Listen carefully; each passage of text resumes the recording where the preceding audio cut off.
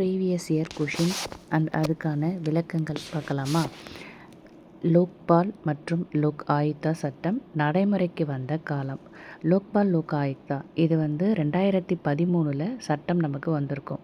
ஆனால் நடைமுறைப்படுத்தினது ஜனவரி 16, 2014 நடைமுறைப்படுத்தியிருப்பாங்க. தமிழ் செம்மொழியாக அறிவிக்கப்பட்டது அக்டோபர் 12, 2004 அறிவிச்சிருப்பாங்க. இந்த கூற்று இதில் தப்பு.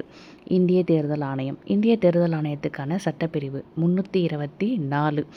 இந்திய தேசிய ஒருங்கிணைப்பு ஆணையம் 1961 இதை கொண்டு வந்திருப்பாங்க. இதில் தப்பான ஆன்சர் ஆப்ஷன் 2, 4 தப்பு. அடுத்த கொஷின், சூரிய கர் முஃப்த் பிஜ்லி யோஜனா இந்த திட்டத்துடைய நோக்கம் என்ன அப்படின்னா, வீட்டு கூரைகளுக்கு மேலே சூரிய ஒளி மின்சாரத்தை நிறுவுறது. இது ஒரு மத்திய அரசினுடைய திட்டங்கள். இந்த திட்டம் கொண்டு வந்தது 2024 பிப்ரவரி 13 கொண்டு வந்திருப்பாங்க.